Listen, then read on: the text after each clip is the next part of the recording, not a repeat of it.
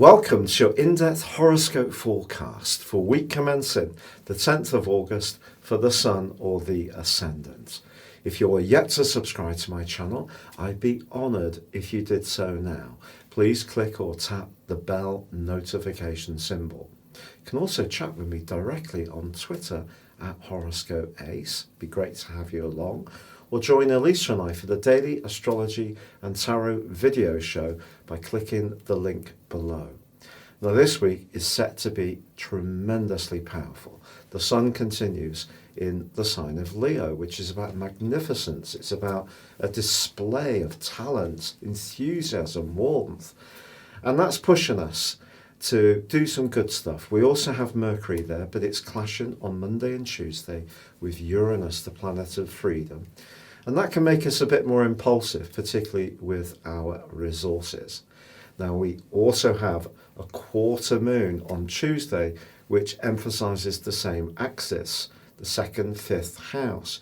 So over the next week, we may encounter someone who sees it only right and proper that we bail them out of some kind of financial mire that they're in. Well, it's important to be kind to people, of course, but it's also important that people take responsibility for their own issues. So finding a balance around resources and affection is important on the back of Mercury square with Uranus and that quarter moon, which provides a backdrop for the rest of this week. But of course, Mars is in its home zone and it is clashing this week with mighty but tiny Pluto.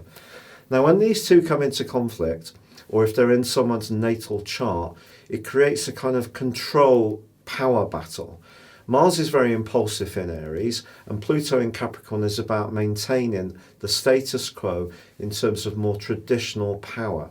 So if, for example, we encounter someone at work where perhaps they're more established in the environment that we're having to operate within. So maybe you've joined a company or a business and there's a way of doing things and you're seeing a more dynamic way of being, and that could create some kind of power dynamic and some powerful repercussions.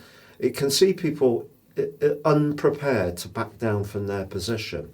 Now later in the week, towards the weekend, Mars is clashing with Saturn.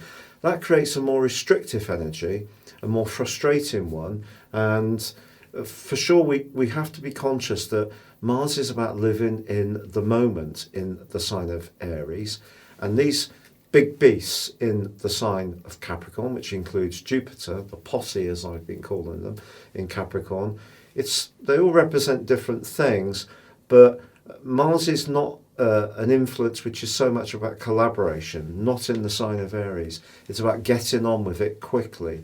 So we may have to temper our desire to get our own way or to interact with someone where there's some kind of accommodation that's mutually made, but on both sides there may be a reluctance to back down. So it can be quite, to be honest, Mars squaring Pluto can be a very rugged influence. So traditionally in astrology textbooks they say don't visit the downtown part of your area, anywhere that tends to have a greater amount of crime, steer clear of. So it is important to be aware of our impulses and also how our direction of travel towards our ambitions need to be mastered. We need to kind of work to a degree with what's expected of us, but at the same time try to find our individuality. Now the Sun, ironically, is actually in a quincunx with Pluto for the whole of this week. So the Sun's creativity and warmth is being tempered by Pluto's power as well. So I think a lot of us are going to be somewhat frustrated this week. The Sun's also in a quincunx with Neptune, which is very deflating of energy and drive.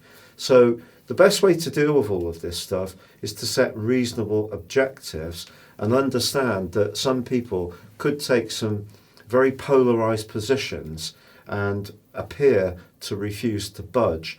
We may also be on the end of someone else's ruthless behavior, and it's important to know when we can push back. So just watch out for someone bending the rules in order to suit their desire and ambitions at your cost. So just a bit of a pointer. Now, Uranus actually goes into a retrograde on Saturday, and one which is going to last into early next year. So our whole relationship with having our voice heard about the things we're unhappy about also can be tempered, but it's asking us, the retrograde, to think inside about our relationship to independence, freedom, and being a bit more spontaneous as well. Now, there are some interesting links at the end of this week. The Sun and Mercury come together in a conjunction, which is known as combust. And in the sign of Mercury, that could see some people having some eureka moments around creativity.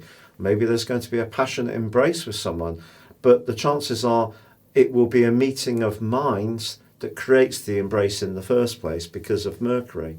And also, Venus, which is now domiciled in Cancer, is actually in a great link with Uranus in the last couple of days of this week, suggesting that if we can try to find a way to invest in our emotions, but in an imaginative way, so that maybe, for example, getting in touch with someone more spontaneously, Uranus, who haven't had any contact with for a while. Maybe it's about changing our space at home, decluttering, doing something imaginative, not being quite so hidebound in our approach to how we live, who we live with, or exactly even where.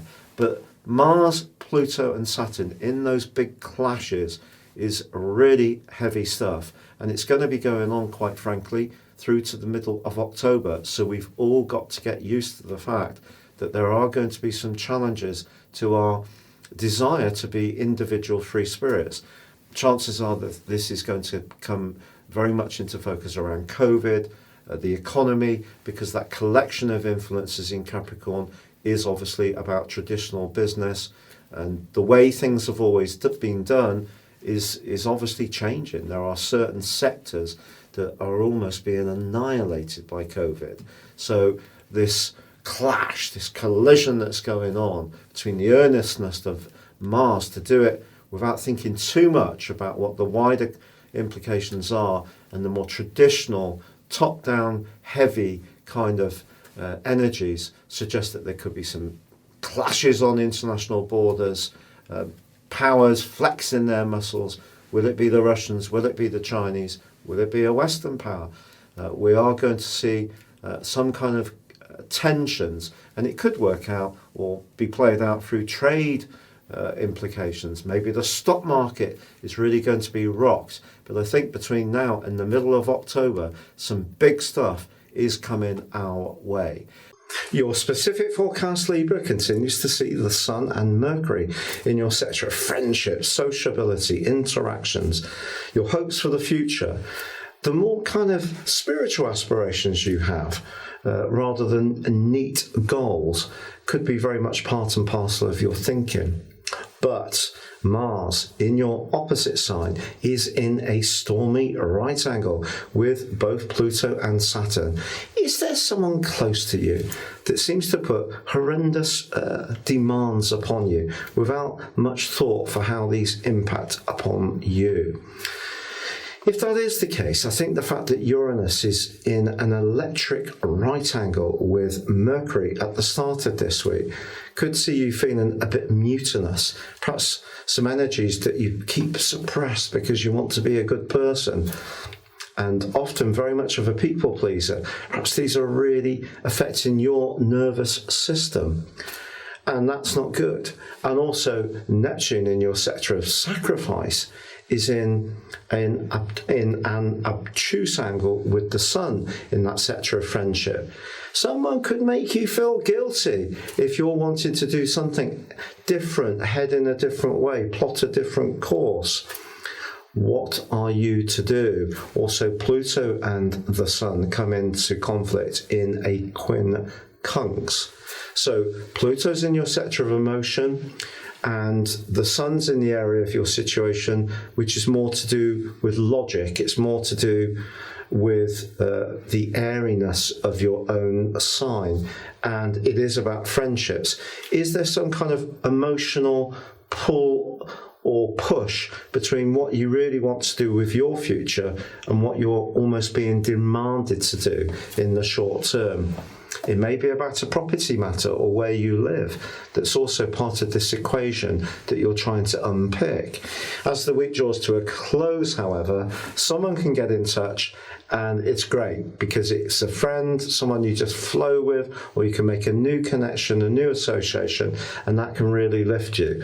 Also, your ruler Venus, which is in your sector of success, forges a great link with Uranus. So if you are thinking of making some kind of progress or want to make progress in a worldly interaction, as ever, it's your relationship and diplomacy which will hold skills and diplomacy which will hold you in great stead. But perhaps an opportunity is going to come very quickly out of the blue. Thank you so much for having joined me. If you'd like to ascend above your zodiac sign, embrace serious astrology, please check out my affordable range of astrology reports below. You can get a 12-month forecast and a character analysis for 30% off, or you can choose to have a one-to-one personal consultation with me. Please see my testimonials below. But for now, take care, stay safe, and good luck.